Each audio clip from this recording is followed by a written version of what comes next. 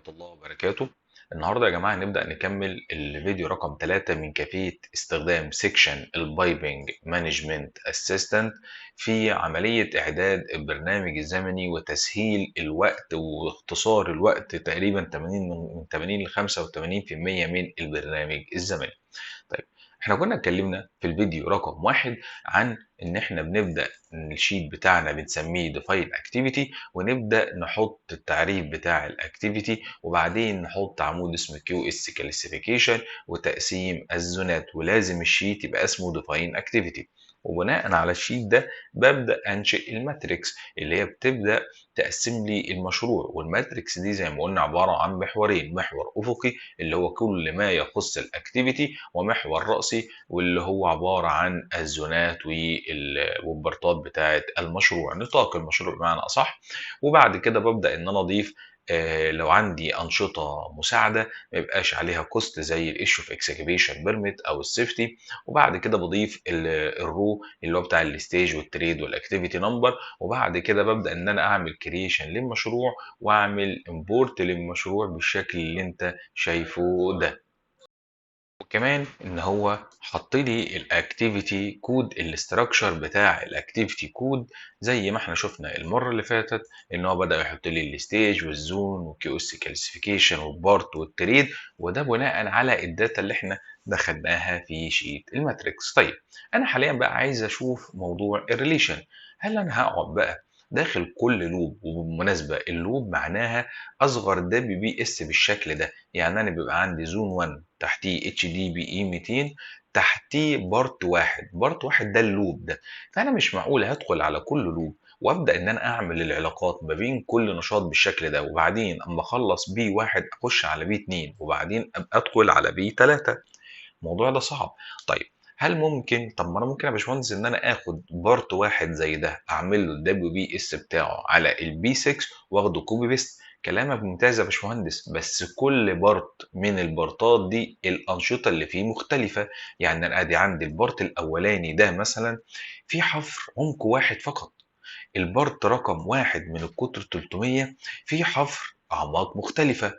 طيب، انا عندي هنا القطر هنا مختلف عن القطر هنا. طيب، الاسفلت هنا، نوع الاسفلت هنا مثلا في البارت ده مختلف عن نوع الاسفلت في البارت ده. فالموضوع مش سيستماتيك او ثابت في كل بارت عشان اخد كوبي بيست. طيب، ما انا ممكن اخد كوبي بيست يا باشمهندس من كل بارت كده بي اس على البي 6، وبعدين الانشطه اللي مش موجوده اعمل لها ديسولف او اعمل لها ديليت.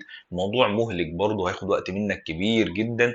وممكن وانت بتنقل الاكتيفيتي تلاقي مثلا نفسك اتلخبطت ما بين اكتيفيتي والتاني، فحطيت اكتيفيتي مش مظبوط، فالموضوع مش صح. فانا دلوقتي عايز اعمل بقى الريليشن شيب وكمان الاكتيفيتي على انقلهم على طول على البي 6. طبعا احنا عارفين بالطريقه التقليديه العاديه جدا الموضوع ممكن يوصل معاك يعني مش ببالغ ممكن يوم وزياده كمان. فانا مش عايز كده، لا، انا عايز على طول انجز. طيب، هعمل ايه؟ هتيجي عندنا فوق هنا حاجه اسمها ريليشن لوب. ريليشن لوب اضغط عليها، هتلاقي فتح لك شيت بالشكل ده زي بالظبط اللي كانك بتعمل علاقات. بيقول لك البريديسيسور والسكسيسور والريليشن طيب واللاج والكيس. طيب، انا بعمل ايه؟ انا مش طالب منك غير ان احنا هنتعب لمده تقريبا تلت ساعه، اقل من تلت ساعه كمان. وبعد كده مش هنتعب خالص. بقى ازاي بقى يا باشمهندس؟ هتيجي عندك، تيجي على شيت الماتريكس هنا ده، تاخد الاكتيفيتي دي كده من اول هنا كده اهو، كوبي مثلا كده في نفس شيت الريليشن، في نفس شيت الريليشن، بس في اعمده بره، في صفوف بره كده.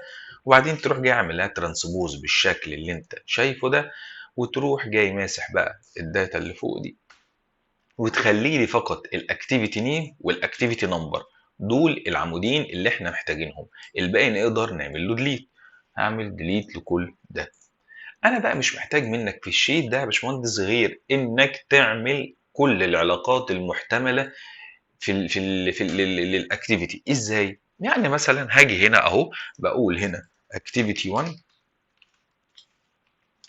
activity 2. يعني هنا كاني بعمل predecessor وسكسسور، نديهم الوان مختلفه كده. مثلا ده لون اهو، وده لون تاني اهو.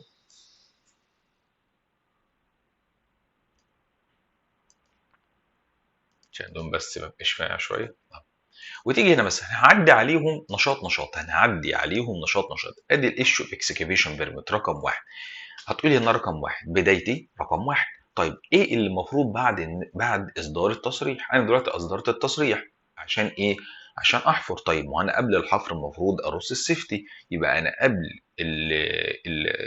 الحفر هرص السيفتي، يعني المفروض الخطوه اللي بعد اصدار التصريح هي رص السيفتي، يبقى الاكتيفيتي رقم اتنين. طيب انا كده وصلت للاكتيفيتي رقم اتنين اللي هو السيفتي ورك. يبقى انا هنا الحفر خلاص، بعد ما اخلص الحفر لازم اروح ايه؟ ارص السيفتي. طيب انا رصيت السيفتي، بعد كده هعمل ايه؟ هبدا احفر. طيب ما انا الحفر عندي له اعماق بالشكل اللي انت شايفه ده، 3 4 5 6. طيب انا اصلا لما اجي ارص السيفتي اكيد هحفر العمق الاولاني، ما انا مش هروح احفر العمق الثاني، هحفر من تحت لفوق. فنبقى بعد السيفتي المفروض الحفر اللي هو من عمق من 0 ل 2 رقم 3. طيب يا باشمهندس انا عندي حاجة تانية مش حفر مفتوح. الحفر المفتوح ده اللي هو باجي بالحفار واحفر. في حاجة عندي تانية مثلا ممكن دفع نفقي فبحفر مثلا تحت الأرض، مفيش حاجة يعني مبقاش حفر مفتوح، يعني هرص سيفتي حوالين الشفطات مثلا، حوالين غرف الخرسانة بتاعة الدفع النفقي ممكن. يبقى أنا بعد السيفتي في عندي علاقة تانية محتملة. يبقى أنا النشاط رقم اتنين هنا ده اللي هو السيفتي أهو، ممكن يكون بعده علاقة محتملة اللي هو مثلا إنشاء غرف الخرسانة بتاعة الشفطات اللي هي هنا أهو رقم 14. طيب هل كده في أي علاقة تانية بعد السيفتي؟ لا مفيش أي علاقة تانية بعد السيفتي. طيب تعالى لي على الحفر اللي هو العمق من 0 ل 2. الحفر اللي هو عمق من 0 ل 2 نشاط رقم 3 أهو. طيب بعد الحفر من عمق من 0 ل 2 لما احفر العمق الاولاني هروح احفر ابقى ايه بعد كده؟ هحفر العمق اللي هو من 2 ل 3. يعني اول ما احفر العمق اللي من 0 ل 2 خلص هروح احفر من عمق من 2 ل 3. يبقى يعني بعد النشاط رقم 3 ده العلاقة المحتملة بعديه ممكن رقم 4 اللي هو من 2 إلى 3. طيب نفترض يا باشمهندس إن أنا هو عندي في فرع وأنا بحفر في البنية التحتية والناس فاهمة الكلام ده، إن أنا عندي هو حفر عمق واحد من صفر لاتنين في فرع من الفرعات أو في جزء من الأجزاء، هو حفر واحد بس من صفر لاتنين، مفيش حاجة، مفيش حفر تاني بعديه.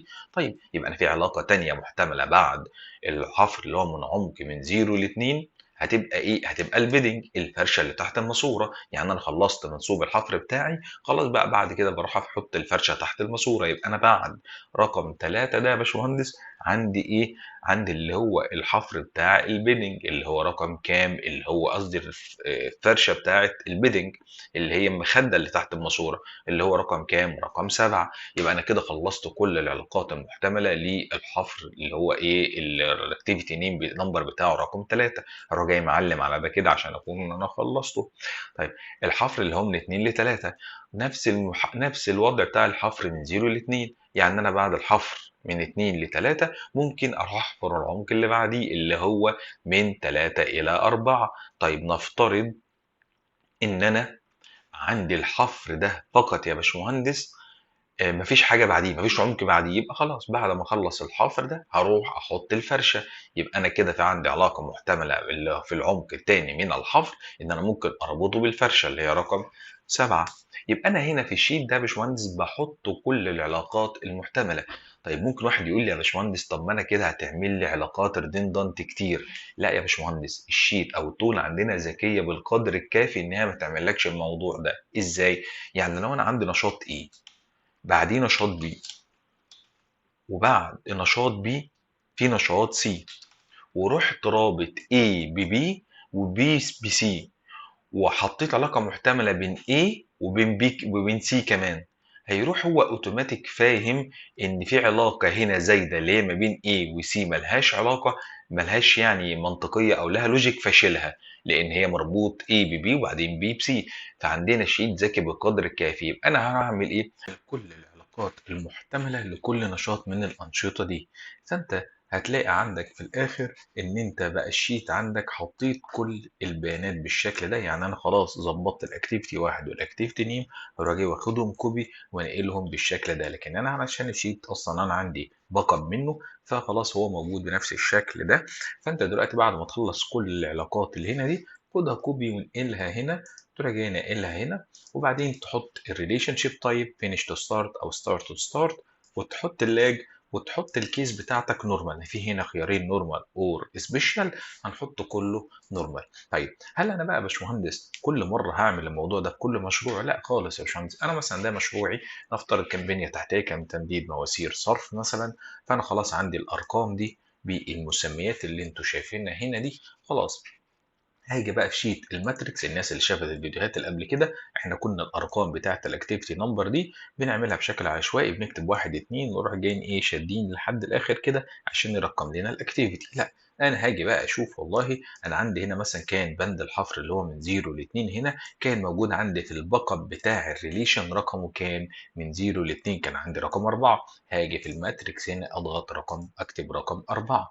طيب هنا كده اكتب رقم 4. طيب انا بقى جات لي مثلا في علاقه جديده او في نشاط جديد مثلا، والنشاط انا مش لاقي له رقم، رحت جاي حاطط له رقم مثلا 46. هتيجي هنا يا باشمهندس تحط العلاقه بتاعته عادي جدا، تضيف علاقه ايه هو المفروض يكون بعديه ايه ومفروض يكون قبليه ايه. الموضوع سهل وبسيط جدا وسلس. يعني انت هنا في الشيت ده بتعمل كل العلاقات المحتمله لكل نشاط فقط لا غير، بحيث ان انت في الاخر هتلاقي عندك في نشاط رقم 2 هنا في البريديسيسور، هو كمان موجود رقم 2 اهو في السكسسور. يعني كل نشاط من الأنشطة يكون له علاقة في البريديسيسور، موجود مرة في البريديسيسور وموجود مرة في السكسسور، ما عدا أول نشاط خالص عندك رقم 1 اللي هو إصدار التصاريح، مفيش علاقة قبليه، دي هنربطها جوه. وهنشوف دلوقتي هنعمل الموضوع ده ازاي. يبقى أنا كده خلصت الشيت بتاعي. تاخد ده منه باك اب كده، تروح عامل كوبي، موف اور كوبي، وكريت ا كوبي، تحفظه عندك نيو بوك مثلا، وتحفظه عندك في ايه،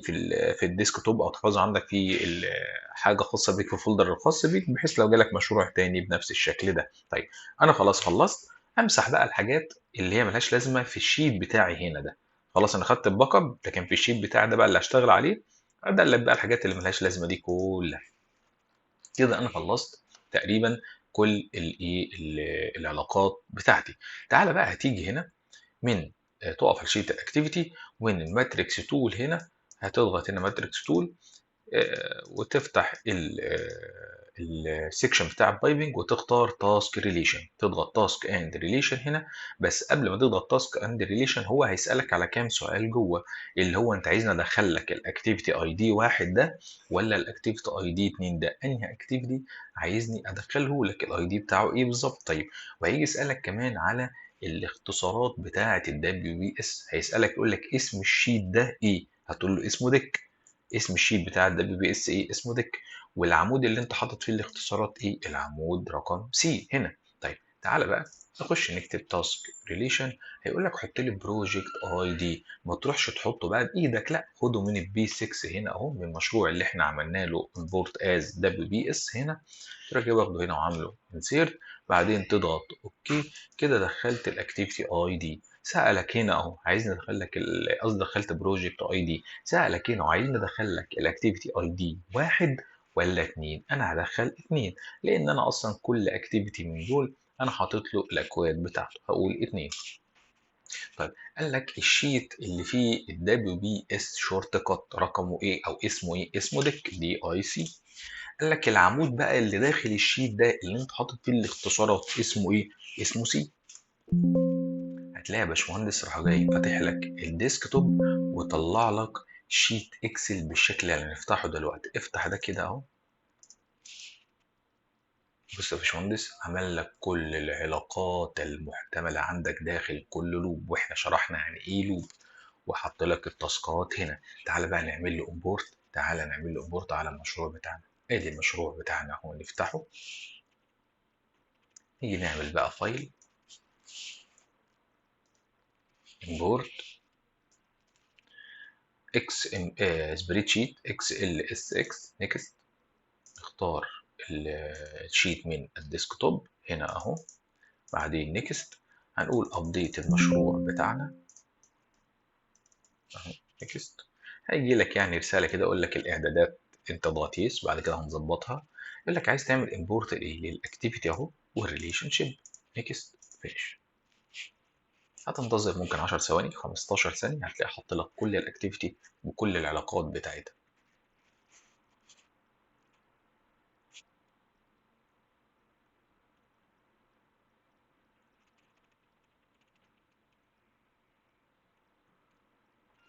بص معايا كده يا باشمهندس بقى، حط لك كل الانشطه اهي، كل الاكتيفيتي.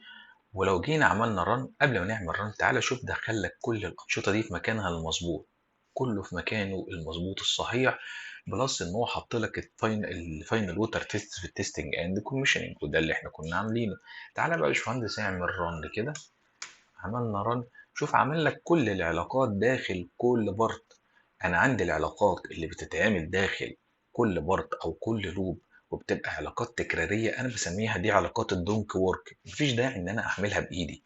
الموضوع ان انا افكر ازاي اعملها بشكل يسهل عليا الدنيا. فتخيل هو عمل لك كل العلاقات داخل كل لوب بالشكل اللي انت شايفه ده. لو نزلنا سوا تحت كده اهو، انزل معايا كل العلاقات عندك داخل كل لوب داخل كل بارت معمولة. طيب تعالى نعمل هنا كولابس 2 مثلا ليفل نمبر 4 أو 5. كولابس 2 ليفل نمبر 5. بص يا باشمهندس، كل بارت علاقاته عندك معمولة هنا أهو، كله معمول. ناقص ايه بقى؟ ان انا اربط بين البارت ده والبارت ده العلاقات بتاعه الكاش فلو. اربط البارت ده امتى؟ ابداه مثلا بعد بارت واحد، ولا ابداه مع بارت واحد وبارت ثلاثة ابداه ايه مع ايه بالظبط. فالموضوع بقى عندك بسيط وسهل جدا. باقي لك فقط ان انت تعمل العلاقات بتاعه الكاش فلو. هاجي مثلا اقف على هنا ده كده اهو، الايشو بتاع اكسكافيشن بيرميت للنشاط رقم 2، البارت رقم 2 ابداه امتى؟ اختار هنا بقى ابداه بعد ايه، والموضوع بقى بسيط جدا. طب تعالى بقى نشوف المابنج. انت كده المابنج بالنسبه لك خلصان، مفيش ادنى مشكله في المابنج. المابنج ده كان بيسبب مشكله كبيره جدا لاغلب الناس. تعالى نعلم على المشروع كله اهو، على نفس الشيت بتاعنا اللي احنا شغالين عليه من البدايه. هنضيف شيت كده اهو جديد ونسميه CBS، نسميه كوست بريك داون ستراكشر. والجزء اللي انت خدته كوبي هنا ده تعالى اعمل له بيست هنا. جيت عملت بيست بقى، تعالى اضغط على WBS كولرنج عشان يعمل لك الالوان طبقا زي البريمافيرا بالظبط. تعالى بقى هنا هتلاقي عندك جزء اسمه مابنج. اضغط على كلمة CBS، هيقول لك عايز نضيف لك الاعمده بتاعه حساب الكوست والمابنج، قول له يس. هتلاقي يا باشمهندس هنا ضاف لك البي كيو ايتم والكوانتيتي واليونت واليونت برايس والويتج والفاينل يونت والتوتال برايس از ايه، اد كولم. طيب انا عايز بقى ينقل لي الكميات وكل التفاصيل دي. هتيجي على ترانسفير كوانتيتي هنا وتختار تقول له ترانسفير سيلكشن فروم ايه، فروم اكتيفيتي شيت. مش ماتريكس، ماتريكس شيت ده مسار تاني. احنا خلينا في ايه، الاكتيفيتي شيت اللي هو هياخدها لك منين، من الاكتيفيتي كود. اضغط اكتيفيتي شيت. بص يا باشمهندس هنا نقل لك كل الارقام بكل البيانات مظبوطه جدا. طيب تيجي نعمل بقى يا باشمهندس بعد ما خلصت كده، عايزين نعمل بقى ايه، كالكوليشن. اعمل كلمه اضغط على كالكوليشن. شوف يا باشمهندس هنا راح جاي ضايف لك الحسابات وقال لك ان قيمه المشروع عندك في الاخر 51 مليون 266 695. تيجي نشوفها في البي او كيو كام. تعال هنا اهو، 51 مليون 266 695. يبقى انا هنا في التول دي ربطت لك كل البي اي كيو بالاكتيفيتي اي دي بالريسورس بالاكتيفيتي كود بالكميات، ربطتها لك بشكل صح جدا بدون اي غلط ودقه. فانت تخيل بقى كان الموضوع ده هياخد منك وقت قد ايه. تعال نشوف بقى شيت CBS تاني اهو. تعال بقى عايزين نعمل، لو انا عايز اعمل سميشن لكل WBS دي. تعال اقف هنا دلت الرقم ده يعني بحيث يظهر لي مجموع كل WBS كام. تعال اقف هنا واعمل ديليت للرقم ده. مجرد ان انت تضغط sum WBSs اضغط عليها كده، هيقول لك علمني على كولم. ادي كولم اهو، علمت عليه راح جاي جامع لك كل WBS بالشكل اللي انت شايفه ده. فالموضوع بسيط جدا، وتلاقي ان انت خلصت حرفيا من 80 ل 85% من البرنامج الزمني. باقي لك ان انت تضيف البروكيرمنت والانجينيرنج والمايلستون فقط. الانشطه بقى التانيه البسيطه اللي تقدر تضيفها. شكرا ليكم يا باشمهندسين.